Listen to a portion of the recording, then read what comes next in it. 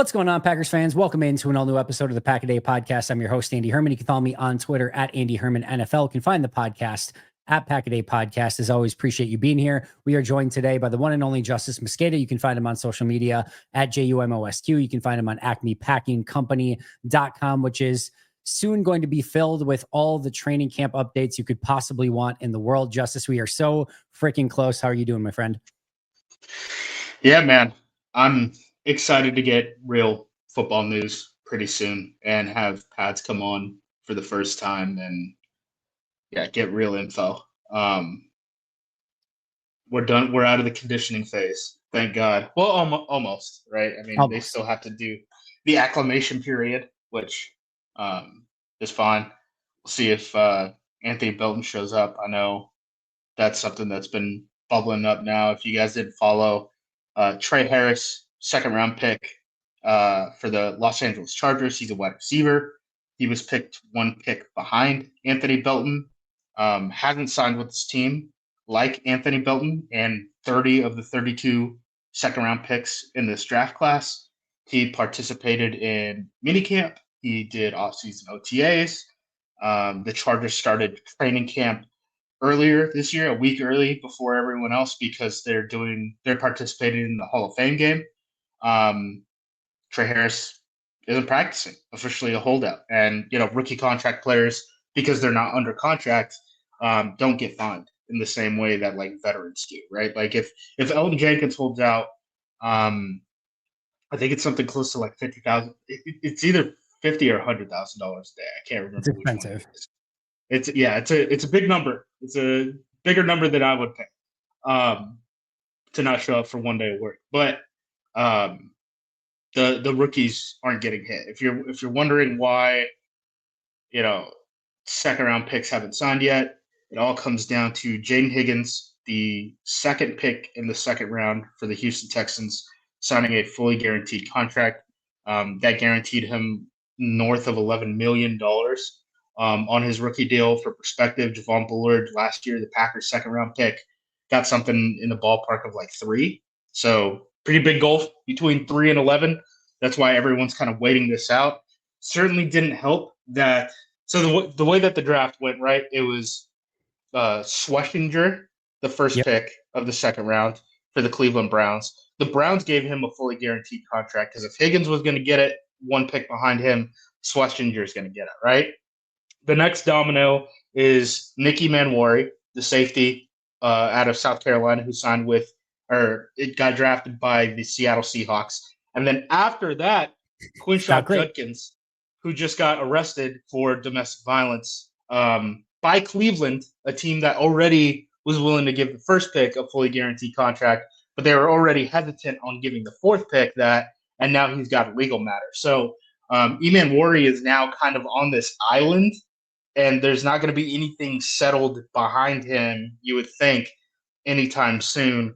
So at some point, the Seahawks are either going to feel that heat and want to get him on the field, and Eman Wari is going to have to make the decision on whether he's going to hold out for camp or not. The other player to keep an eye on is Tyler Shuck. Usually, quarterbacks push markets forward, especially in like rookie contracts. I don't know if people are that aware of that, but that is something that like really does happen.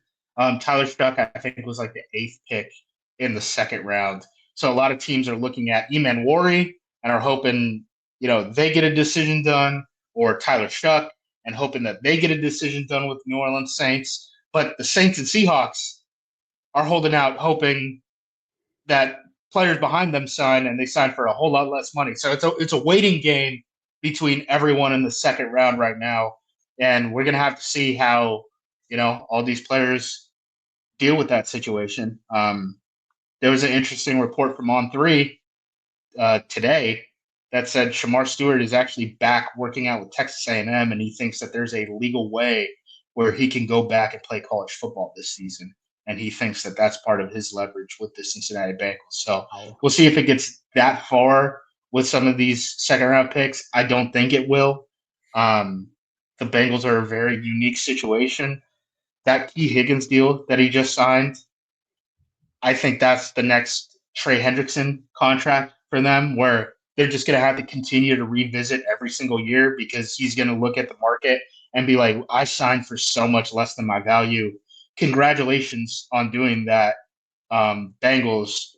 I got my signing bonus. Now we're renegotiating this every single year.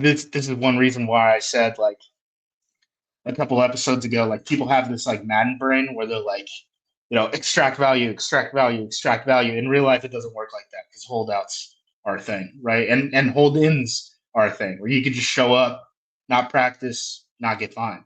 So I think you're going to see some of that from these veterans pretty soon.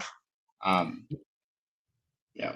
And it could affect Green Bay and the offensive line in a major way from both of those sides of things, because you have Jenkins, who is a potential hold-in candidate with the contract that he's hoping to sort of figure out. And then you have Anthony Belton as a potential, I guess, holdout. It's not really holdout since he's not under contract, but he's not there because he's not under contract yet, at least theoretically. So that you could have two of your top 7 theoretically along your offensive line that could potentially not be there to start camp, including Elton Jenkins, who would like getting in that rhythm with Jordan Love to start getting the cadence, the snap, everything just kind of together on the same page.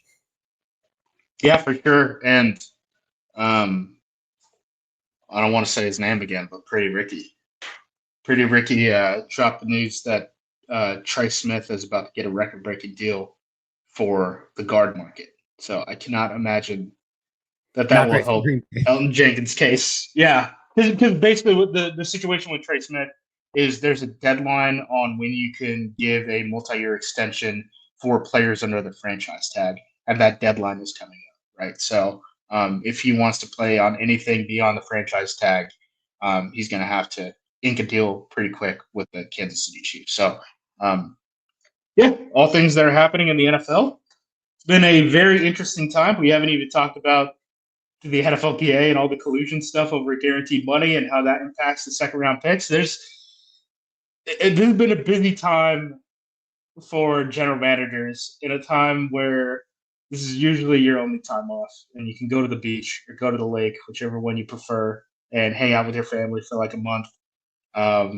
These guys have definitely had to do more work than they're used to at this time. Do you think there's anything? I mean, the Jenkins thing's probably a little bit different for Goody, but to the extent of, with Belton right now, I almost feel like he probably could put the out of office on until a few of the other second round picks around him sign. They probably can't do anything up until then. I would be pretty stunned if all of a sudden, like, the next second round contract was Belton's, like, just out of nowhere, like somebody in the middle of the second round got done. Like, I don't think that's going to happen. So I almost think like he probably can't, because like we've talked about, the rest of the contract's done, right? Like the length of the contract, the amount of the contract, everything else is settled by this point pretty easily. It's just guarantees, maybe some offset stuff, but for the most part, that stuff's probably done. You just have to figure out the guarantee. So until all the ones that kind of get done around Belton, or at least one of the other, either before or after, he's probably in a spot where it's like, all right, well, we'll touch base once we can touch base. And in the meantime, it's kind of much ado about nothing. It's not nothing because you want him there, but I don't know if either of them, either the agent or the GM, can do anything in that situation. Yeah, and I mean, we dealt with it with the Love situation, right? Where everyone involved was kind of like, yeah, dude, it's in his best interest to not practice until he signs this contract, right? Yeah. So I wouldn't like, I don't think that there would be any crazy animosity. Like, every GM is dealing with this around the league right now, right? Like 30 of 32 second round picks have not signed. Like, this is not a uniquely Packers thing. So on the Belton front, I don't think that there would be any animosity or anything like that. He's not really been working with the ones too much, right? Like, if we're talking about guys off the bench getting work, like, it's been Monk and it's been Jordan Morgan first and foremost. So, it would take a couple things for these practices to substantially matter for Anthony Belton.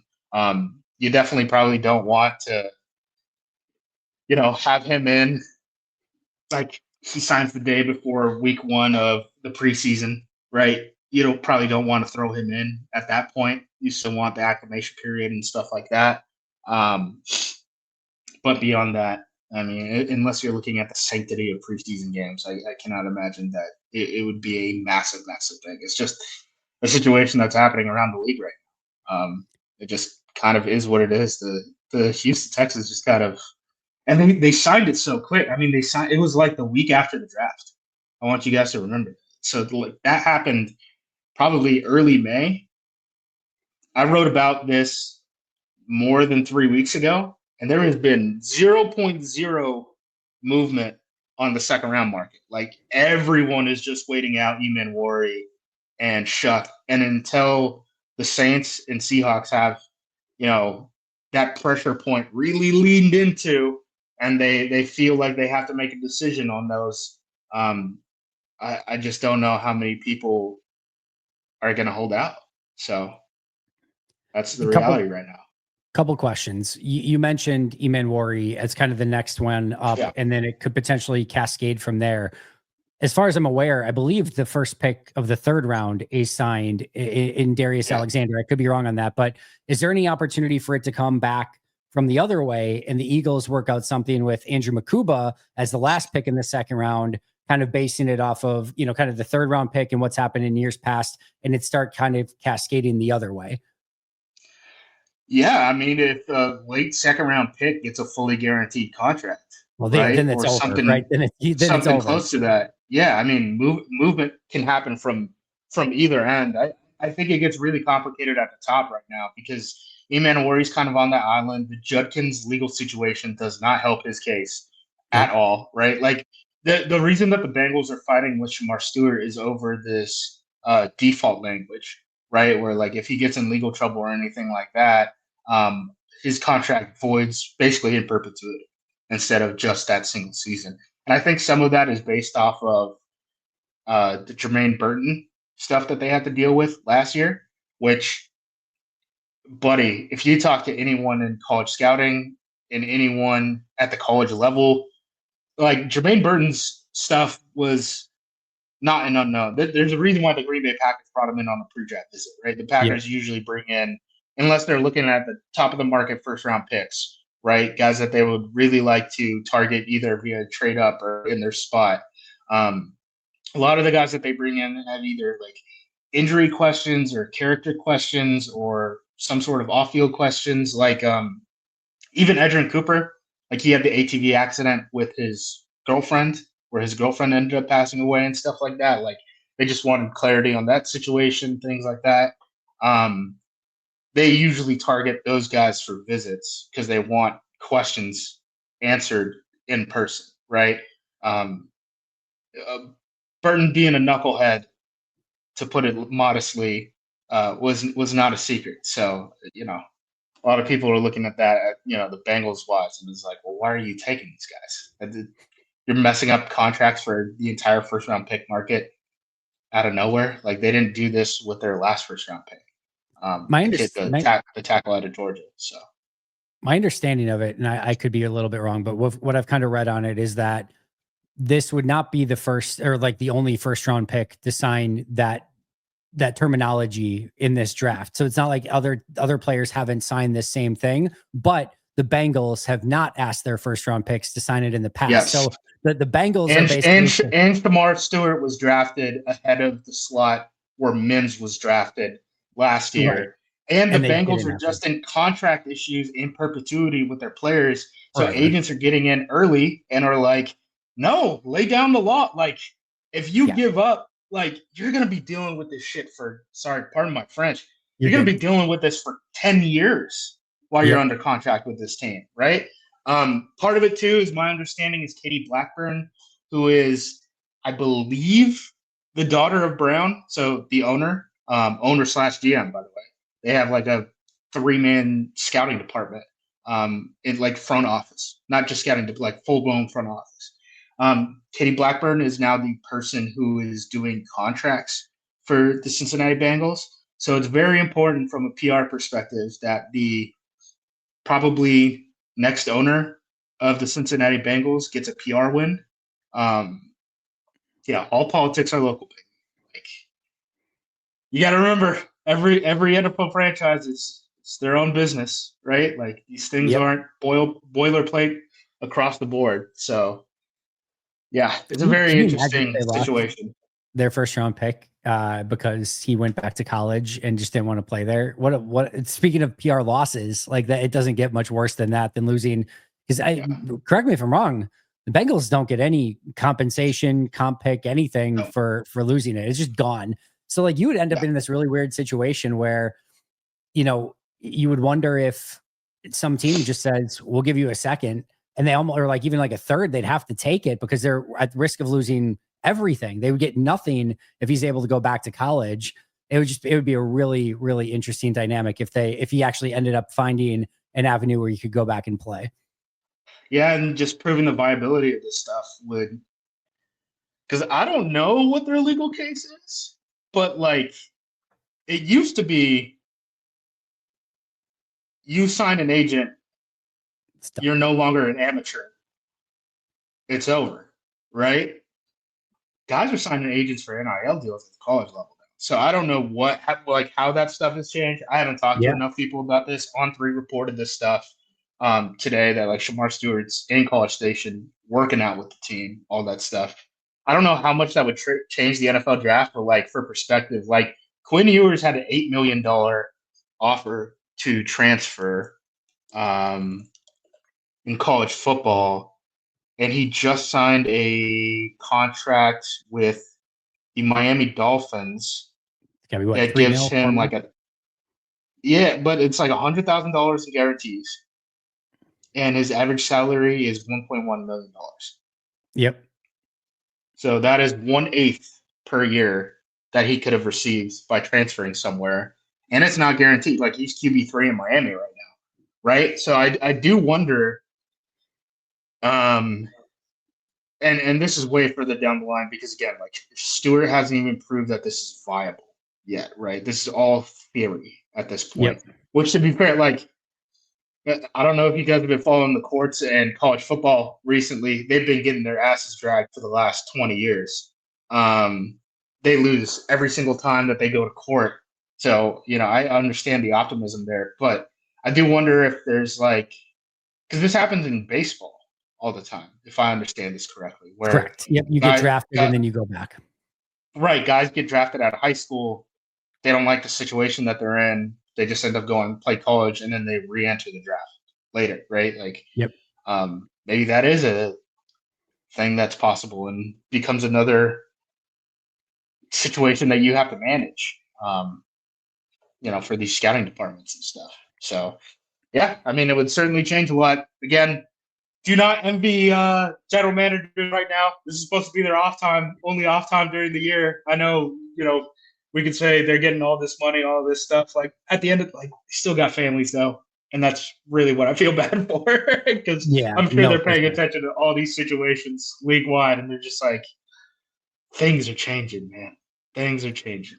Very much so. I mean, well, even from like a college football standpoint, it's why Halfley decided to be. I mean, it's part of it. Like Halfley's decided, like, I need to go to the NFL because like college is now 365. There's no break. It's constant, and it's not even coaching anymore. There's so much else that went into it. And now, like for some of these GMs and NFL guys too, it's becoming even more and more taxing. Where the time off that they get is not even there anymore. So yeah, it's a dream gig for some, but there's a lot that goes into it, and you don't get a lot of family time when it comes to that stuff. Mind you, sometimes people are like, yeah, GMs are just like grinding film 24/7, right? I mean, there's 250 something draft picks every year. You got to watch at least 3 games to get a feel for that guy. That's probably 3 hours per draft pick. So you're doing, I don't know. And this is assuming you're getting the right eyes on those right players, right? Identifying them year long. You're putting in minimum 3 hours every weekday, year round, to get information on those guys, and that's why you lean on college scouts. That's why we have college scouts. if you spent 3 hours on the top 400 candidates, 400 draft prospects, right? 3 hours on each of them, you're basically at over 3 hours per day, because you have 400, prospects. You're at 365 days a year. You're at about, 3.5 hours, or just a little bit under that. But, 3 hours, 15 minutes every single day. That's for 365 days a year. That's not Monday through Friday. That's 3 hours a day, 365 days a year, just to get the top 400 prospects. If you're spending an hour on, or like 3 hours, whatever, it's a lot of time. Mind you, you're managing the waiver wire cut downs. You're trying to make stuff happen with your own roster. All the free agency is a thing that happens. That certainly cuts away. Yeah, like this is why you have a full blown scouting department. And then, to your point, the 400 kids, right? What happens when you have a wide receiver from Houston who transfers to Texas, and then he starts breaking out in the playoffs and late November, and you're like, oh wait, that guy might be a first round pick. That pushes another guy down the board, right? So just getting your eyes on the right things is such a big deal, and one of the big reasons why college scouts still have jobs and area scouts are still really valuable. And that's not including any of the personality stuff that you're having to deal with, right? Like the figuring out what type of kid this is. You're just trying to identify an athlete within those hours. Yeah, it's a tough gig. It's a lot of hours at minimum. I mean, it might not be tough. I've definitely worked tougher jobs than that. I've worked manual labor before. I definitely sweat more doing that than watching film, but a lot of hours, long hours. And they really love this break between mini camp and training camp. And I do too. I do too. Like we obviously, it's a different beast altogether, but trying to put out content during the entirety of the year and things like that. It's that one little between mini camp and training camp where there's a little bit of a break. It's why you see so many, NFL personalities are taking vacations. I was just in Spain. I'm going to go on another little mini trip this week. So vacations or lists. You got to choose one. Choose your path, Western man. Vacation or lists. And or both. And or for me, I just do a bunch of episodes in advance, some of them lists, and then take the vacation while those are already good to go. But yeah, it's a crazy calendar in the NFL. They do a great job of keeping it relevant all throughout the year.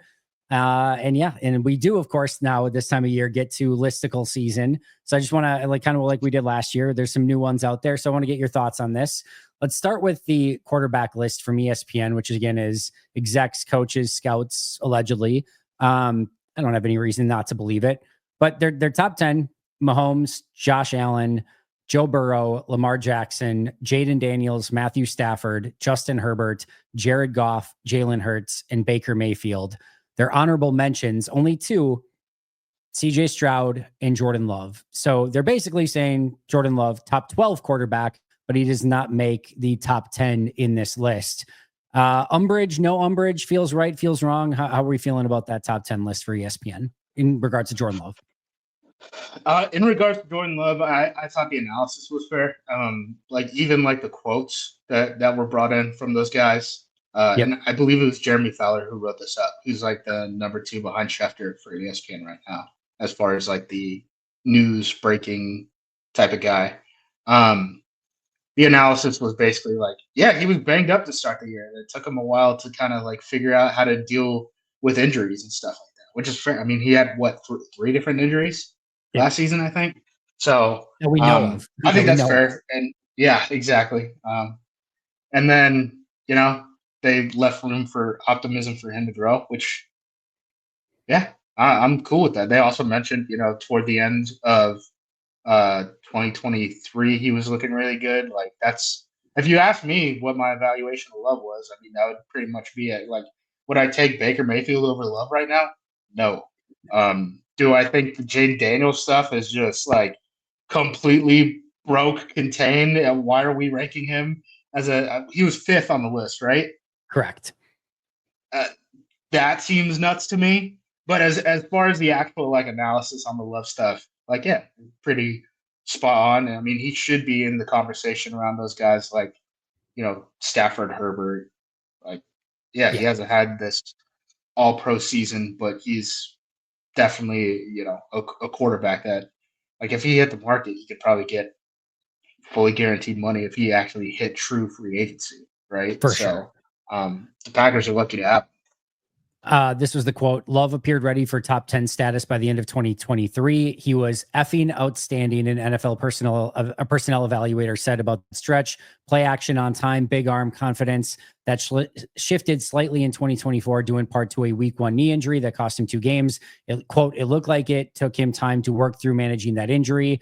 The personnel evaluator said another full offseason with Matt LaFleur, more receiving options, and he'll be fine. So it like you said, I think everything's perfect. What'd you say?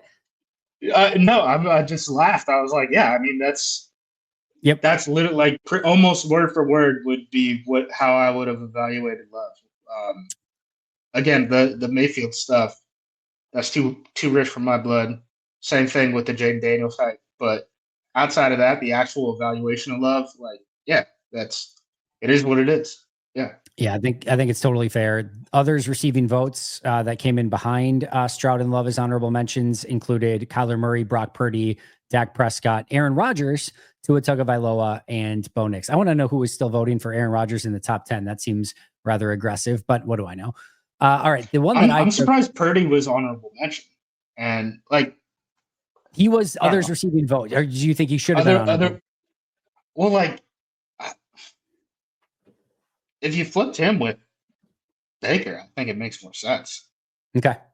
Right. That's just me personally. I mean, I got a good look there's Brock Purdy wars happening on social media pretty much 24/7 if you want to get involved in that. But nope.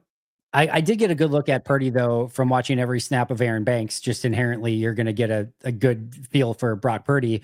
And I was impressed. I thought he looked good. I thought he was able to make every throw mobile, agile. A couple throws I'm sure he'd like to have back here and there. But no, I thought overall, I came away more impressed than I was kind of expecting to be honest. Yeah. He's all right. He's cromulent. He's fine. Yeah, fair enough. All right, the one that I did take a little bit more umbrage in. This is a player that I've been speaking out of both ends of my mouth recently, which I'm apt to do from time to time.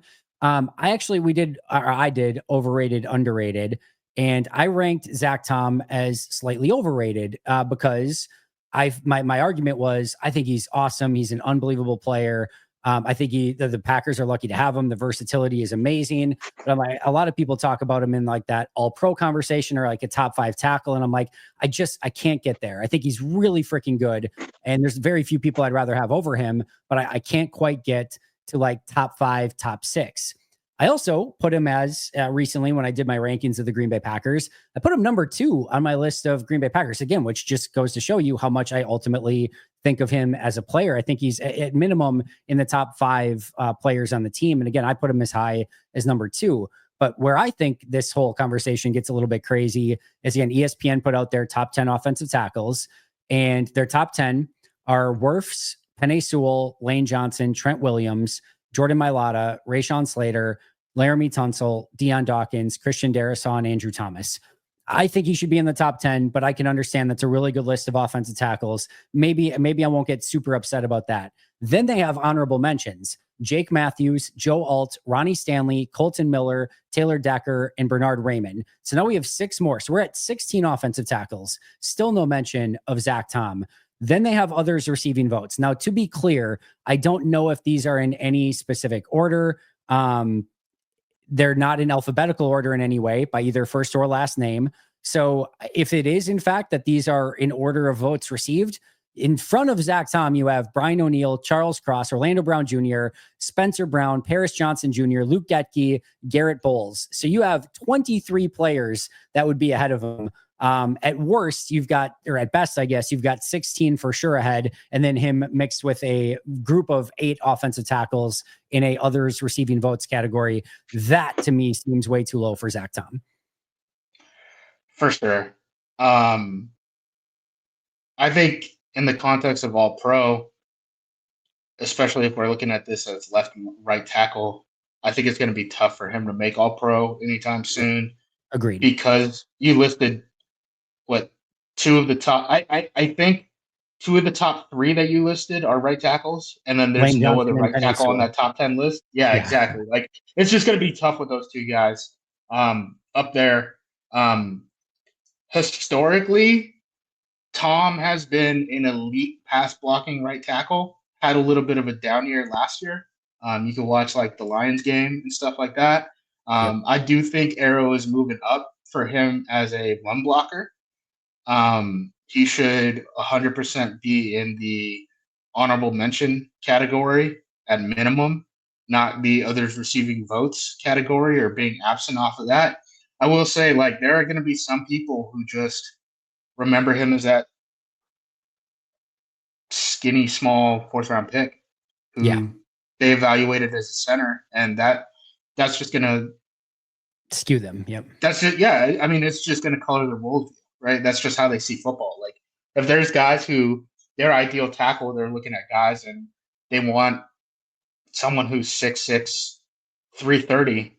You're never gonna convince them like Zack Tom is that guy, Yeah. right? That's So fair. I do think that's some of it. Like, if you're a size queen, right? There's always going to be something to pick at with Zack Tom. But I think he's a very good football player. I'm hoping that he can find that consistency again as a pass protector, because I thought last year was a little bit of a down year in that aspect, but he has gotten better as a run blocker for sure. He's a more well-rounded player, sort of in the same way that we kind of talked about like Rashan Gary, right? Where it's like, yeah, his pass rush production went down, but he's definitely a better, well-rounded player last season, and that's why Gary are in the Pro Bowl vote, right? Some would say Zach Tom's worst years as an offensive tackle are most offensive tackles' best years in the NFL. No, I'm just kidding. Like he was to the No, Aaron I mean, Rodgers quote. true, Yeah, probably true. especially at right tackle, right? Like, Yes. again, like you can look at some of this stuff from like a even just like from and I know it's like iffy with the PFF stuff for offensive linemen, all those things, but like you could look at like the splits between left tackle and right tackle. Like, teams are still for the most part at all levels of football putting their best offensive linemen at left tackle. Tackle. Yep. So when Zack Tom does the things that he does, especially from a pass protection standpoint, it does really stand out at right tackle. When you're like, he would be a top 10 pass protecting left tackle. At right tackle, that's top 3, right? It just sucks that, you're getting probably 2 Hall of Famers in Lane Johnson and Penei Sewell playing at the same time. So you're not kind of receiving the same type of accolades. Plus, you're getting dinged for the size stuff that is just like, I don't think he's going to grow 3 inches anytime soon. So I don't think Well, that's going to change. the other thing here is this could make for a very interesting contract negotiation because if you're Zach Tom, you're pointing to because I remember I was listening to the Athletic Football Show. Maybe this was probably months ago at this point. They were talking about contracts and they were something with Zach Tom. It was like just a little bit over 20 million. I'm like, he's going to get way more than that. I'm like, what are we doing here? And I forget, like, there was a group of players that they were putting him in that category with, and I'm like, no, Zach Tom is way better than that. But yeah, Dan Moore got 20. Yes, exactly. So Dan Moore is we talked about the nuke with Jaden Higgins and yeah, how he's the nuke at the offensive Texans just tackle. kind of they just kind of threw the bomb on the entire market. Like, Dan Moore is the bomb in the offensive tackle market, and it's probably why the Packers have not only hit tackle once but twice in the last 2 years with high draft picks. I don't know. We'll Rasheed see about Walker's Rasheed going to go up Walker. to Dan Moore after that Steelers game and give him a big hug and just be like, thank you so much. You've done so much for all of us. Yeah. But yeah, no, I'm intrigued because again, if you're Zach Tom and his agent, you're being like, it's like the 5th best tackle in football. Like, we want to be paid as such. You're the Packers. You're going to point to some of this stuff and be like, we kind of view him as more of like the 20th or 22nd or whatever. Like, there could definitely be a little bit of a gap there, which is going to be interesting. Yeah, it'll be interesting. Like, accolades do matter a lot. Because you're in different markets, I guess, is the way to put it. I think ultimately everyone kind of at least gets in the ballpark of what they should get paid, unless the market is rising, right? If the market is rising, it's just people bidding for each other.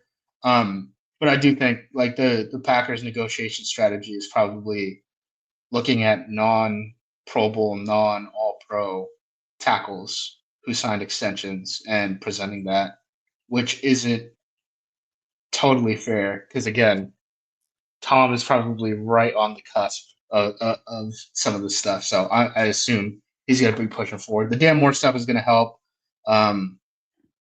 We'll see what happens with the Trey Smith stuff, because again, that's a non left tackle that is signing, right? Which is semi relevant to his market. So we'll see what that number ends up being. I think they're going to get something done with Tom. I don't think that they're prepared to move on from both tackles at this point, and they seem way more likely to move on from Rashid the way that they've kind of rotated Jordan Morgan in at left tackle and stuff like that, and talked them up at that position, and just kind of let Zack Tom be the steady Eddie out there at right tackle. I mean, we had the stuff. Who was Demosky reported last year that the team thought Zack Tom could have been like an all-pro caliber center. Right? Yep. And center vacancy happened, and it was El Jenkins who moved inside. It wasn't Zack Tom, right? So worth thinking about. I think they're going to get it done. I'm not too worried about the Tom contract. Yeah, I think they'll get it done as well. I'm not concerned about it. Just could make for some interesting contract negotiations for sure.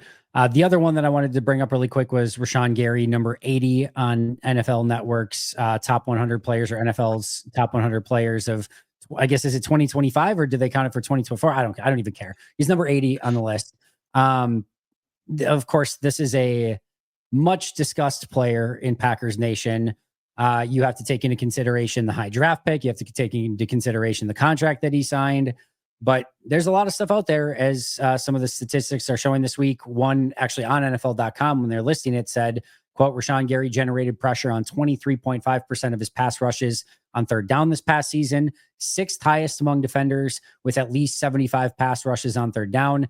Gary managed to generate pressure on just 7.8% of his pass rushes on early downs, which I want to talk about that as well. Then the 33rd team posted pass rushers with a higher pressure rate than Rashan Gary since he entered the league, minimum of 1,000 snaps since 2019.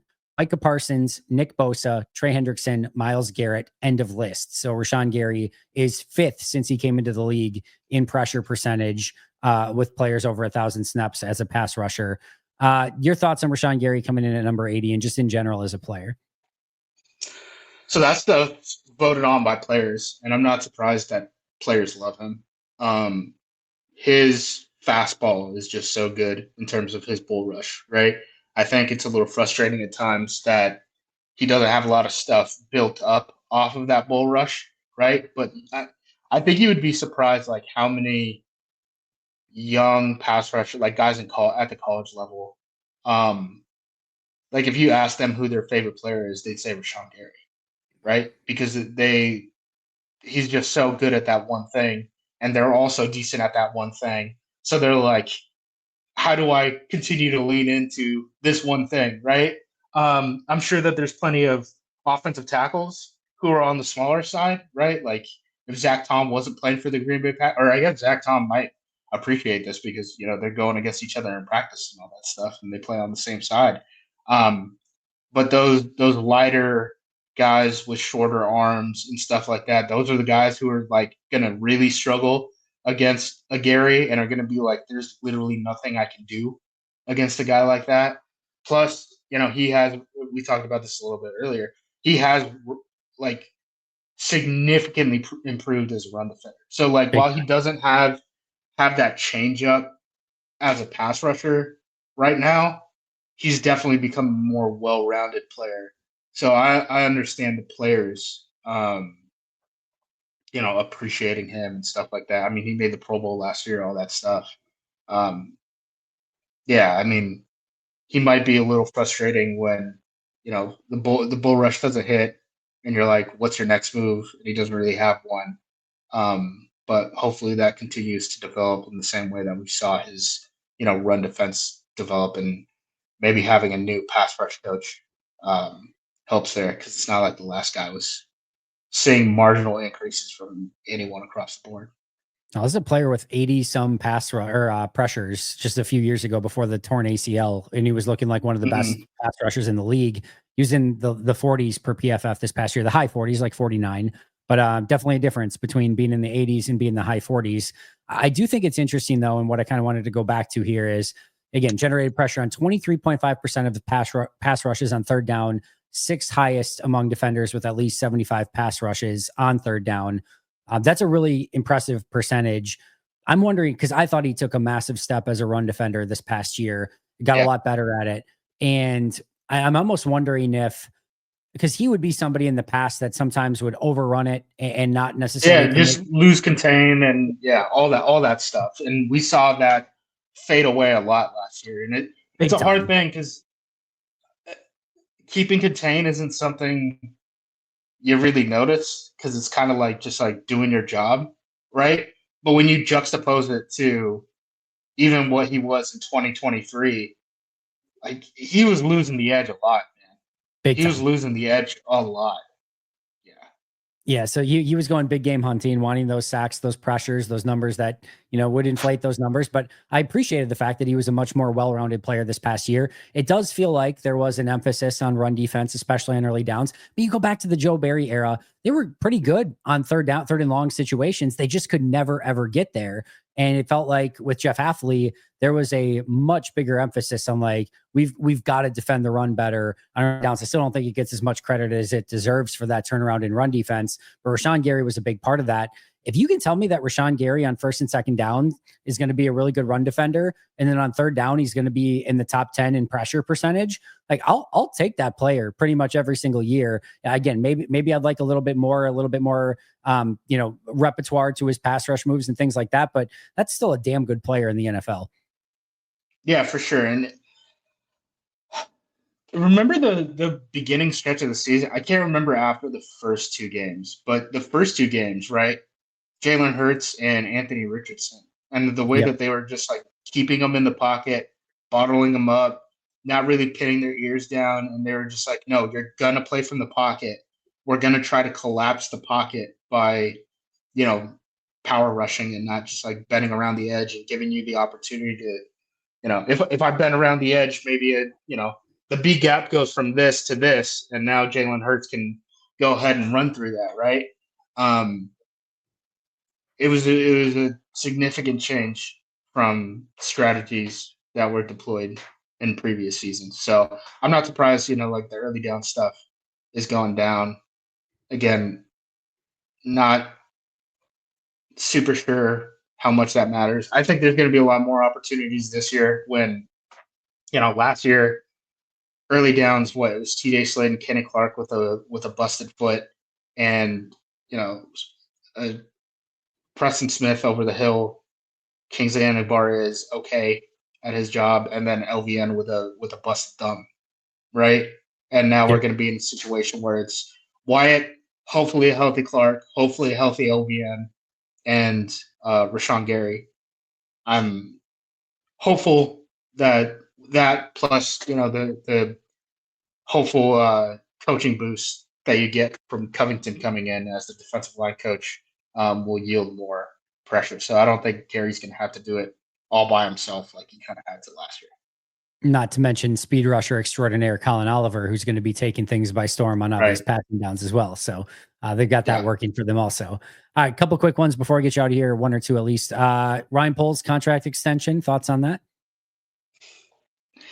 I mean, he convinced Ben Johnson to come in, right? That was a big win.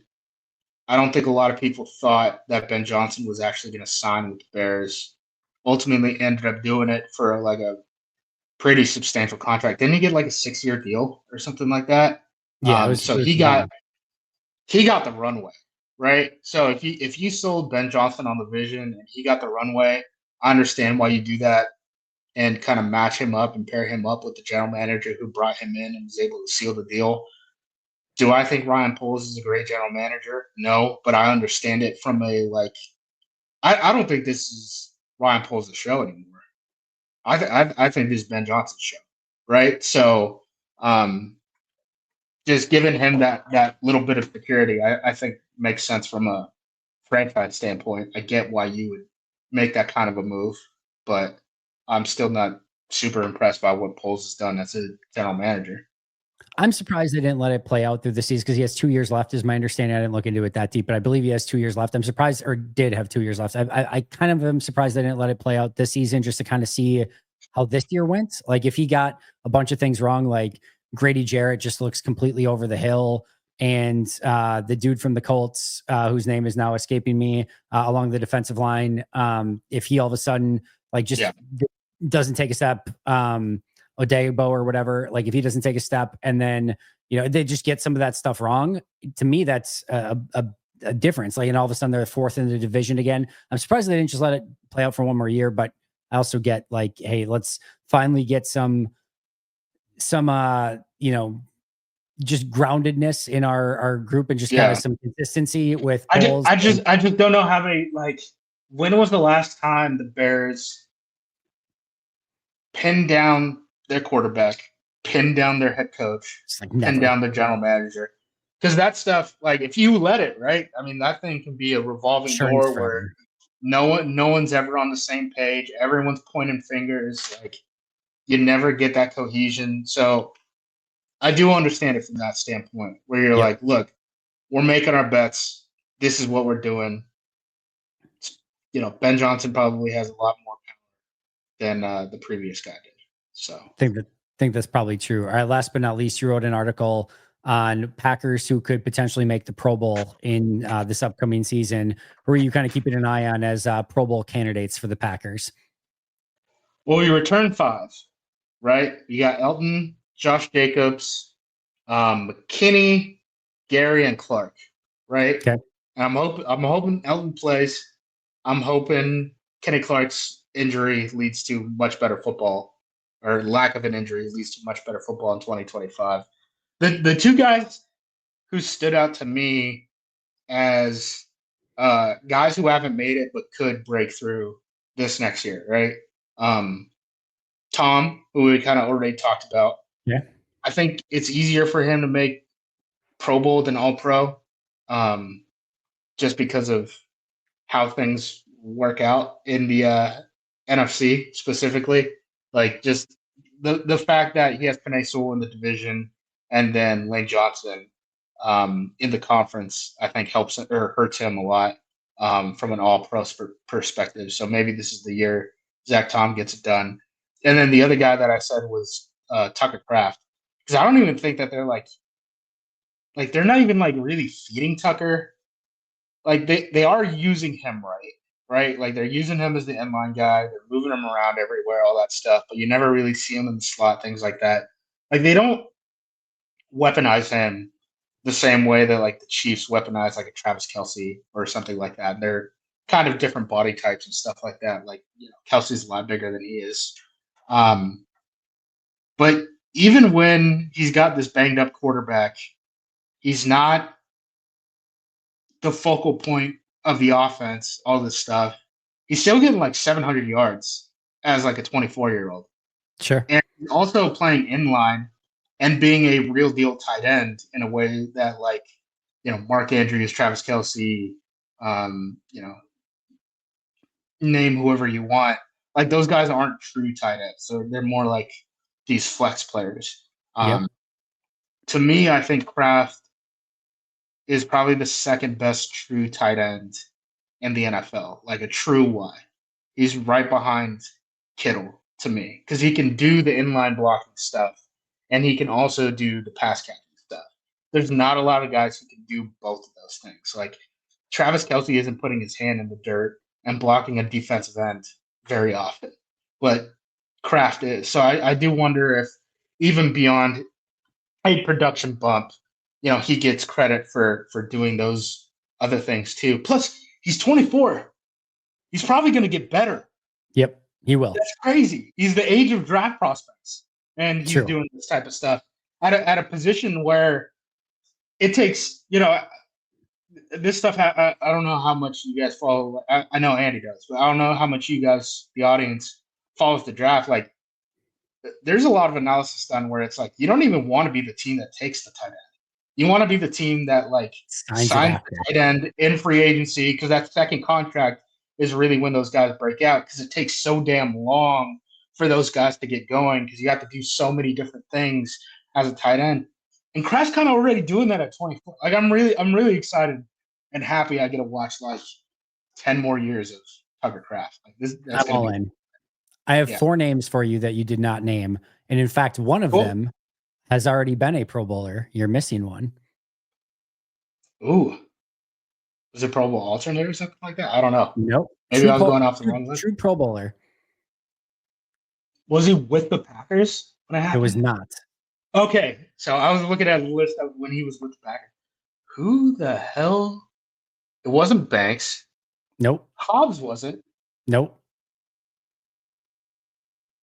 Is it McManus? Nope. Is it Mecole? It is as a punt returner. Okay, as a returner. Okay, yeah. Yep. I was like, okay, it's a special teamer. Yep. Which special teamer is it? Nicole Hardman as a returner has made a Pro Bowl, so that's one possibility. Brandon McManus, I feel like, is another where if he just has a like he like has the longevity and whatnot, where if he just crushes it this year, like misses 2 field goals or something or under, hits all his extra points, he could be in that conversation. And I'm also, speaking of which, did you know he's a vice president with the NFLPA? I did not know that. I didn't know that until the statement came out about some of the collusion stuff and their solidarity and all that stuff. I don't want any Packers on the NFLPA. There's too many opportunities for reports of things that happen. I don't need any Packers on the NFLPA. Well, DeMaurice Smith is writing a book, and apparently the Rodgers NFLPA stuff is in part of that. Because remember, like Rodgers walked out and just he was not happy, just stepped away. Yeah, so I'm interested to at least get informed from one angle on what that was like, because Rodgers really hasn't talked about his involvement with the union. The only other two I would say would be Jordan Love and Edgerrin Cooper. To me, if they play, just have great seasons. Yeah, true. They could get the name in that conversation, I feel like. Yeah, I almost threw Love in. I probably should have, just as a potential guy. I just didn't want people arguing in the comment section out there, because there's wars being argued about Jordan Love right now. Cooper's a great call, though. I should have brought up Cooper for sure, because he probably, if he would have played 17 last year, he's probably defensive rookie of the year. Honestly, just the way that the votes work for that, it's such a, unless there's a pass rusher who just completely breaks through that ceiling and is like a 10 sack guy. Defensive rookie of the year usually goes to linebackers, just because they have all the recording stats, and it's a low information voting and all that stuff. I joke all the time, maybe not all the time, but I've joked a few different times where there's all the conversation of the Packers should have taken Cooper DeJean with the first round pick instead of Jordan Morgan. I said, if they could have that first round pick over, they absolutely should have taken Cooper. Edgerrin Cooper is who they should have taken in the first round if they do that pick over. So obviously, Andy, you have to remember, do not take project defenders. Don't do it unless it works out. Unless it works out. That's a very fair point. Fair point. It's very funny watching, because especially after last year, to see people. Well, I mean, they got burned. People aren't happy about the LVN, where he's been at so far in his career. So I kind of get that, but people were just no projects ever. I'm like, we just saw Edgerrin Cooper was just basically hanging out on a football field and chasing stuff at Texas A&M. Yep. And he turned into a real deal football player in a couple months. He had LB next to his name, that he was not an NFL linebacker at Texas A&M. He's a quarterback spy. He was a quarterback spy and a blitzer. I'm gonna miss what's his name that went to Jacksonville. Why can't I think of his name now? The linebackers coach, Anthony Campanelli. Yeah, I'm hoping that Campanelli didn't have as much to do with it. I'm hoping it was just Cooper being amazing on his own, or the next linebackers coach, Duggan or whatever, is going to be great. But hopefully it was not anything to do with Campanelli in totality. Justis, I know you got to get out of here. I got to get out of here. I cannot thank you enough. AcmePackingCompany.com, social media at JUMOSQ. Anything else you want to plug on the way out? I just join the comment section, because I think for the next week, we're just going to be putting up some we call them community posts, where we just chat about stuff, throw things out there how many Pro Bowlers are going to make, or how many Packers are going to make the Pro Bowl this year. I think we're going to do stuff like that leading up to training camp, because I think I've churned through about as much of the bucket as I can scrape out. So I'm leaning on you guys now. Join the comment section. I will tweet out as much as I possibly can just for you, Justis, just to make sure you got enough stuff to discuss. And I'm going to go on the comment section on Acme Packing Company, make fun of you for not putting Mecole Hardman on that list as well. I will talk to you next bust my balls, ask questions. If you have questions for me, go in there, ask them. Ask why I'm a bozo. all those things. It's worth your time. I cannot thank you enough, as always. We'll talk next week, right before Packers training camp, which seems amazing to say. Again, follow him at JUMOSQ. You can find me at Andy Herman NFL. But until next time, and as always, go Pack Go.